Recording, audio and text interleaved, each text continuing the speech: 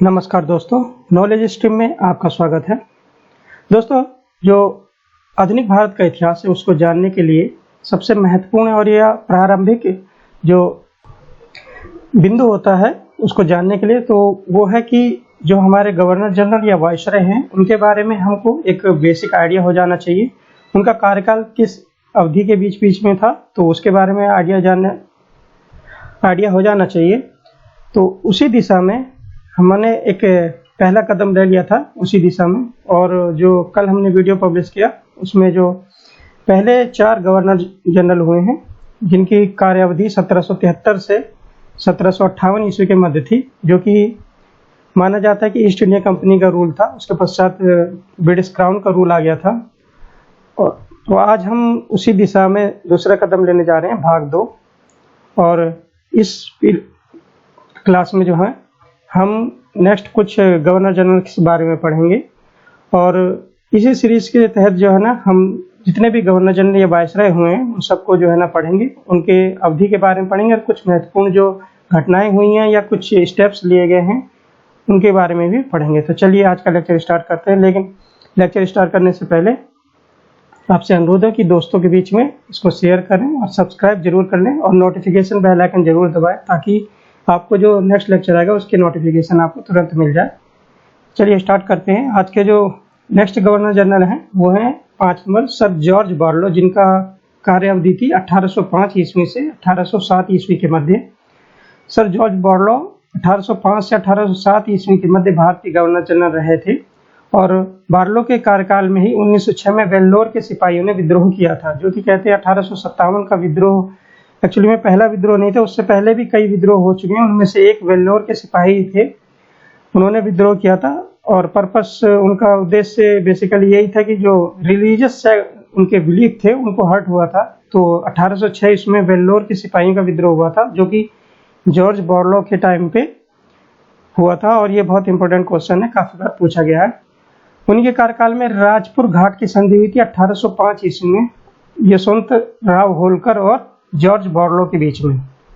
जैसा कि हम जानते हैं कि जो मराठा कॉन्फेडरेसी थी वो बेसिकली 6 जो है ना प्रांतों में बटी हुई थी, और उन प्रांतों में अलग अलग मराठा राजाओं का शासन हुआ करता था। जैसे कि जो सिंधिया थे वो ग्वालियर पर बेसिकली उनका राजधानी थी, उस पर अधिकार कर रहे थे, और जो होलकर है उनका स्थान था इंदौर, और जो पंवार थे वो धार में रूल करते थे, और गायकवाड़ बड़ौदा में, और भोंसले नागपुर में, और पेशवा का उनकी सीट थी वो पूना थी। इस तरीके से जो किंगडम है मराठा कॉन्फेडरेसी का वो फैला हुआ था, और उसी किंगडम में जो यशवंतराव होलकर थे वो उनके और जॉर्ज बार्लो के बीच में राजपुर घाट की संधि हुई थी 1805 में।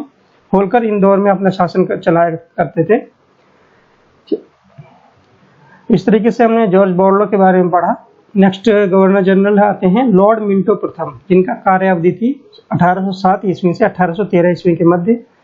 लॉर्ड मिंटो प्रथम 1807 से 13 ईस्वी के मध्य भारत के गवर्नर जनरल रहे, और 1809 में अमृतसर की संधि हुई थी महाराजा रणजीत सिंह और लॉर्ड मिंटो के बीच में, और जिनकी जो मेडिएशन और मध्यस्थता कहते हैं वो चार्ल्स मेटकॉफ ने की थी। तो इस तरीके से ये बहुत इंपॉर्टेंट संधि है। अमृतसर की संधि रणजीत सिंह, महाराजा रणजीत सिंह और लॉर्ड मिंटो प्रथम के बीच में हुई थी, और चार्ल्स मेटकॉफ उनकी मध्यस्थता की थी, और वो हुई थी 1809 में से 1809 ईस्वी में, और कार्यकाल था लॉर्ड मिंटो प्रथम का। 1813 ईस्वी में ही लॉर्ड मिंटो के शासनकाल में चार्टर एक्ट पास हुआ था, जिसको चार्टर एक्ट 1813 ईस्वी के नाम से जाना जाता है।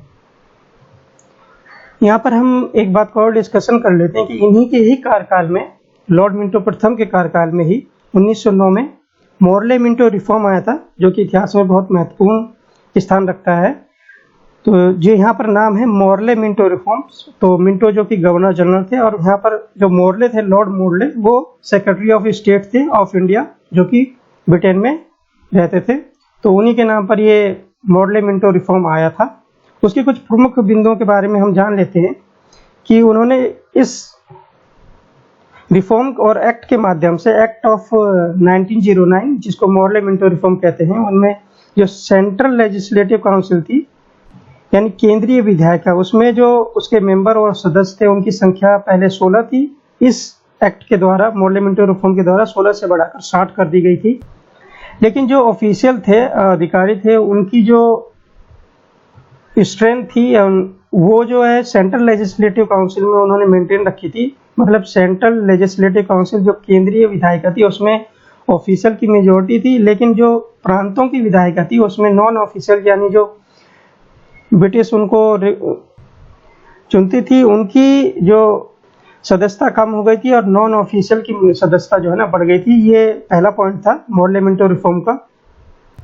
इसी रिफॉर्म के तहत जो वायसराय की एक एग्जीक्यूटिव काउंसिल यानी कार्यपालिका हुआ करती थी वायसराय की, उसमें जो सबसे पहले इंडियंस का पदार्पण हुआ था और जो इंडियन या भारतीय उससे जुड़े थे उनका नाम था सत्येंद्र प्रसाद सिन्हा।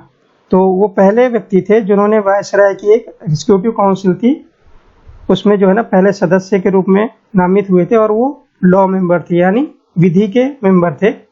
तो उनका नाम था सत्येंद्र प्रसाद सिन्हा। एक जो बहुत महत्वपूर्ण बात थी मॉडल मिंटो रिफॉर्म की, जो आगे चल के जिन्होंने कम्युनल डिवाइड को एक रास्ता दिया, वो था कि इन्होंने system of communal representation for Muslim introduce किया था, और जो कि bye accepting concept of separate electorate, मतलब उनको जो है ना अलग से इलेक्टोरेट की सुविधा दी गई थी, तो उसको कम्युनल रिप्रेजेंटेशन बोला जाता है। तो इस तरीके से हमने जाना जो मॉडल मिंटो रिफॉर्म या एक्ट ऑफ 1909 था, उसका सबसे महत्वपूर्ण बिंदु जो एग्जाम्स में बहुत बार पूछा जा चुका है वो है सिस्टम ऑफ कम्युनल रिप्रेजेंटेशन, जिसको सांप्रदायिक प्रतिनिधित्व की प्रणाली भी बोलते हैं। क्या बोलते हैं? सांप्रदायिक प्रतिनिधित्व की प्रणाली। उसके अंतर्गत जो मुस्लिम लोग थे उनको अलग निर्वाचन मंडल यानी सेपरेट इलेक्टोरेट के लिए उनको जो है ना व्यवस्था दी गई थी। इस तरीके से जो एक्ट ऑफ 1909 था या मॉडल मिंटो रिफॉर्म था, उसने सांप्रदायिकता को वैध कर दिया था, लीगल बना दिया था, लीगलाइज कर दिया था कम्युनलिज्म को, सांप्रदायिकता को।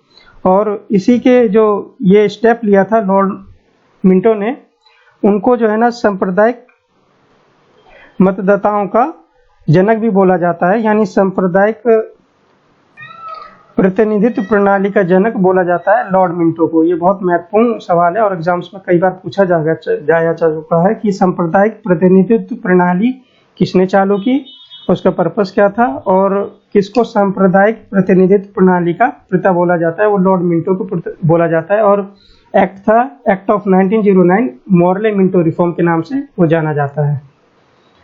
तो इस तरीके से हमने मॉडल मिंटो सुधार पढ़ा, जो एक्ट ऑफ 1909 था, उसके महत्वपूर्ण बातों को हमने डिस्कस किया। नेक्स्ट चलते हैं। उन्हीं के कार्यकाल के दौरान ही चार्टर अधिनियम 1913 आया था।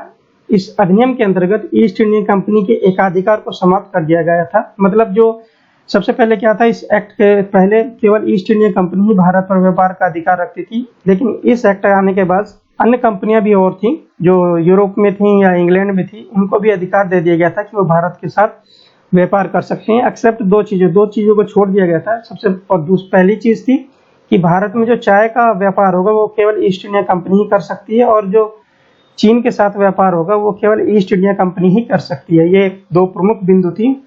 और नेक्स्ट पॉइंट था कि इस एक्ट के अंतर्गत कि अपने धर्म प्रचार के लिए ईसाई मिशनरियों को अनुमति दे दी गई थी इस एक्ट के थ्रू। ये बहुत महत्वपूर्ण एक्ट है, चार्टर एक्ट 1813 या चार्टर अधिनियम 1813 की। जो क्रिश्चियन मिशनरी थे उनको अपना धर्म का प्रसार के लिए इसमें छूट दे दी गई थी। नेक्स्ट पॉइंट था कि जो कंपनी है ईस्ट इंडिया कंपनी, वो भारतीय जो लोगों की उनकी शिक्षा पर जो है ना ध्यान देगी, और इसमें 1 लाख रुपए सैंक्शन किया गया था कि वो शिक्षा पर प्रतिवर्ष 1 लाख रुपए निवेश करेगी। तो ये प्रमुख बिंदु था चार्टर एक्ट 1813 या चार्टर अधिनियम 1813 ईस्वी का, और जो कि लॉर्ड मिंटो प्रथम के कार्यकाल के दौरान आया था। इनका कार्यकाल अवधि थी 1807 से 1813 ईस्वी के मध्य। नेक्स्ट जो गवर्नर जनरल थे लॉर्ड हेस्टिंग, जिनका कार्यकाल अवधि थी 1813 ईस्वी से 1823 ईस्वी के मध्य।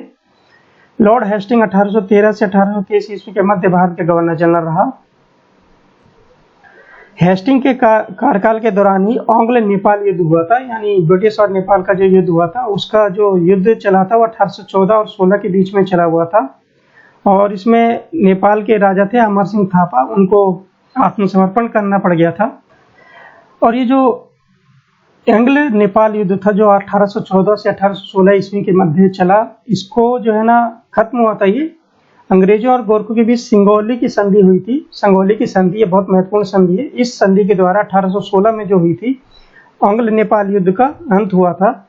और ये जो एंग्ल नेपाल युद्ध का अंत हुआ और सिंगोली की संधि हुई थी, इस संधि के परिणाम स्वरूप जो कि भारत के लिए बहुत ही लाभदायक हुई थी अगर एक तरीके से सोचा जाए, क्योंकि इसमें ब्रिटिश को जो पहाड़ी इलाका है भारत का, खासकर उत्तराखंड वगैरह, हिमाचल प्रदेश वगैरह का, इसमें जो है ना उसको काफ़ी जगहों का अधिकार मिल गया था, सच शिमला, मसूरी, नैनीताल, और इसको अंग्रेजों ने हिल स्टेशन के रूप में डेवलप किया जो आज भी बहुत फेमस हैं। तो ये सारा चीज़ हुआ था सिंगोली की संधि जो कि 1816 ईस्वी में हुई थी और जो परिणाम था एंग्ल नेपाल युद्ध के अंत का। लॉर्ड हेस्टिंग के कार्यकाल में ही तृतीय एंग्ल मराठा युद्ध हुआ था। जैसे कि हमने पहले 2 एंग्ल मराठा युद्ध हमने पढ़ लिए थे। जैसे कि हमने पिछले लेक्चर में पढ़ा था कि पहला एंग्ल मराठा युद्ध हुआ था वो वॉरेन हेस्टिंग के कार्यकाल के दौरान हुआ था। 1773 और 1785 उनकी कार्यकाल अवधि थी।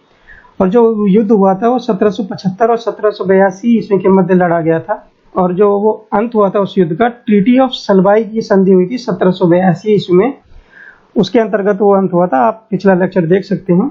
और जो दूसरा एंग्लो मराठा युद्ध हुआ था वो 1803 और 1805 ईस्वी के मध्य लड़ा गया था लॉर्ड वेलेस्ली के टाइम पे।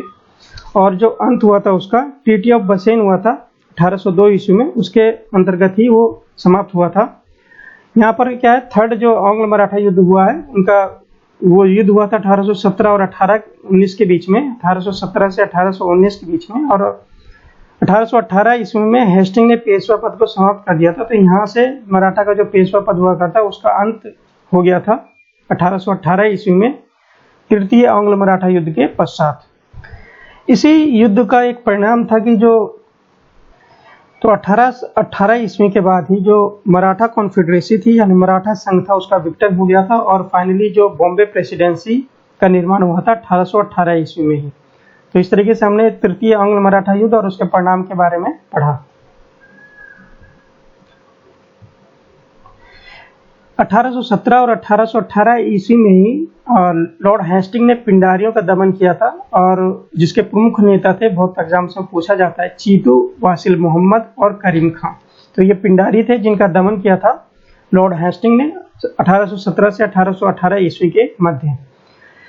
लॉर्ड हेस्टिंग जी, इनका कार्यकाल अवधि 1813 से 1823 ईस्वी के मध्य थी। वो भी एक बहुत महत्वपूर्ण कार्य के लिए जाने जाते हैं कि उन्होंने एक रेवतवाड़ी प्रणाली की स्थापना की थी 1820 ईस्वी में। और इस प्रणाली की स्थापना में जिन्होंने उनकी मदद की थी वो थे चार्ल्स रीड, जो कि मद्रास के गवर्नर, और थॉमस मुनरो। तो ये 2 प्रमुख व्यक्ति थे जिन्होंने रेवतवाड़ी प्रणाली की स्थापना करने में लॉर्ड हेस्टिंग की मदद की थी, चार्ल्स रीड और थॉमस मुनरो जो मद्रास के उस समय गवर्नर थे। और ये जो रेवतवाड़ी प्रणाली जो लागू की गई थी, जो कौन कौन से क्षेत्र में लागू की गई थी, ये बहुत महत्वपूर्ण है। जैसे बॉम्बे, मद्रास, असम, बर्मा, पूर्व, इन क्षेत्रों में लागू किया था। उस टाइम पे जो बर्मा था वो भी ब्रिटिश इंडिया का ही पार्ट हुआ करता था। तो ये 5 क्षेत्र हैं, बॉम्बे, मद्रास, असम, बर्मा और पूर्व। इन 5 क्षेत्रों में रेवतवाड़ी प्रणाली लागू की गई थी, जिसको लागू किया था लॉर्ड हेस्टिंग ने 1820 ईस्वी में। और उनकी मदद की थी चार्ल्स रीड और मद्रास के गवर्नर थॉमस मुनरो। सेंसरशिप का उन्मूलन किया था जो 1799 में लॉर्ड वेलेस्ली द्वारा लगाया गया था। सेंसरशिप क्या होता है कि कोई भी कंटेंट, कोई भी जो है ना चीज अखबार में लिखने से पहले गवर्नमेंट की आज्ञा लेनी पड़ती थी उसको छापने से पहले, उसी को ही सेंसरशिप कहा जाता है, जो कि लॉर्ड वेलेस्ली ने इम्प्लीमेंट किया था। तो उसी को ही सेंसरशिप बोला जाता है, जो कि उसका उन्मूलन कर दिया था कि 1813-1823 ईस्वी के मध्य, जिनका कार्यकाल लॉर्ड हेस्टिंग का था। 1818 ईस्वी में भारत का पहला स्थानीय समाचार पत्र समाचार दर्पण का शुरुआत की गई थी। और किसका पीरियड था? लॉर्ड हेस्टिंग का। लॉर्ड हेस्टिंग के कार्यकाल में 1822 ईस्वी में बंगाल में रैयत के अधिकारों को सुरक्षित करने के लिए बंगाल काश्तकारी अधिनियम यानी बंगाल टीनेसी एक्ट पारित किया गया था। बहुत इंपॉर्टेंट बिंदु है, बंगाल टीनेसी एक्ट 1822 ईस्वी में पारित हुआ था।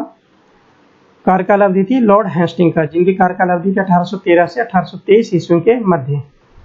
इस तरीके से जो हमने लॉर्ड हेस्टिंग जो 7 नंबर के गवर्नर जनरल थे, और सीरीज में जो मेन गवर्नर जनरल थे, एक्टिंग भी आए थे, उनके बारे में हमने ज़्यादा खास डिस्कशन नहीं किया क्योंकि उनके कार्यकाल अवधि के दौरान कोई महत्वपूर्ण इंसिडेंट घटनाएं नहीं हुई हैं। तो लॉर्ड हेस्टिंग के बारे में पढ़ा, उनके कार्यकाल के दौरान काफ़ी इंपॉर्टेंट चीज़ें हुई, तो उसके बारे में हमने डिस्कस किया। नेक्स्ट गवर्नर जनरल के बारे में पढ़ते हैं, जो कि लॉर्ड एमहर्स्ट थे, जिनका कार्यकाल अवधि थी 1823 से 1828 ईस्वी के मध्य। 1824 ईस्वी में उन्हीं की कार्यकाल अवधि के दौरान बैरकपुर में बगावत हुई थी। ये ब्रिटिश द्वारा भारतीय सामाजिक परंपरा में हस्तक्षेप का परिणाम था। जैसे हमने अभी पढ़ा था कि वेल्लोर का एक जो बगावत हुई थी वेल्लोर की, वो 1806 ईस्वी में जॉर्ज बार्लो के टाइम पे हुई थी। इसके पश्चात 1824 में भी एक महत्वपूर्ण बगावत थी, बैरकपुर की बगावत, जो कि कार्यकाल अवधि थी लॉर्ड एमहर्स्ट की। लॉर्ड एमहर्स्ट के टाइम पे ही प्रथम आंग्ल बर्मा युद्ध हुआ था, जिसके जो लड़ा गया था 1824 से 1826 ईस्वी के मध्य। और ये जो समाप्त हुआ था प्रथम आंग्ल बर्मा युद्ध, वो 1826 ईस्वी में एक बहुत महत्वपूर्ण संधि हुई थी, यांडबो की संधि। उसके थ्रू ये जो है ना, ये आंग्ल बर्मा युद्ध प्रथम था, वो समाप्त हुआ था 1826 ईस्वी में। कार्यकाल अवधि थी लॉर्ड एमहर्स्ट की, जो कि कार्यकाल अवधि थी उनकी 1823 से 1828 ईस्वी के मध्य। इस संधि के परिणाम स्वरूप ही जो बर्मा था उसका क्लेम था असम, काचर और जयंतिया। ये कुछ असम तो जैसे अभी हमारे पास जो है ना एक नॉर्थ ईस्ट का स्टेट है, और काचर और जयंतिया उसके जो कुछ पार्ट हैं वो उस पर बर्मा ने अपना अधिकार जो है ना छोड़ दिया था। और उसी के साथ ही मणिपुर एक स्टेट है जो अभी प्रेजेंट में है। उस समय उस मणिपुर को एक इंडिपेंडेंट स्टेट के रूप में घोषित कर दिया गया था ब्रिटिश इंडिया के टाइम पे। ये परिणाम थे यांडबो की संधि, जो कि 1826 ईस्वी में हुई थी। इसी के साथ ही कुछ कोस्टल प्रोविंस थे बर्मा के, जैसे अराकान और तीना सरिम, ये भी अंग्रेजों के हाथ में आ गए थे। नेक्स्ट पॉइंट पढ़ते हैं। लॉर्ड एमहर्स्ट 1824 ईस्वी में कलकत्ता के गवर्नमेंट संस्कृत कॉलेज की स्थापना की। तो कलकत्ता में 1824 में गवर्नमेंट संस्कृत कॉलेज की स्थापना की, वो भी लॉर्ड एमहर्स्ट ने की थी 1824 ईस्वी में। इस तरीके से फ्रेंड्स आज हमने कुछ और गवर्नर जनरल्स के बारे में पढ़ा, उनके कार्य अवधि और किस किस समय के अंतर्गत जो है ना उन्होंने गवर्नर जनरल के रूप में कार्य किया, और उनके कार्यकाल के दौरान कुछ महत्वपूर्ण बिंदुओं पर हमने विचार किया। आपको ये लेक्चर कैसा लगा जरूर कमेंट बॉक्स में बताएं, और अपने दोस्तों के बीच में जरूर शेयर करें, और सब्सक्राइब भी कर लें, और नोटिफिकेशन के लिए बेल आइकन को जरूर दबा लें, ताकि नए लेक्चर की नोटिफिकेशन आपको तुरंत मिल जाए। चलिए आज का लेक्चर यहीं समाप्त करते हैं। Thank you very much.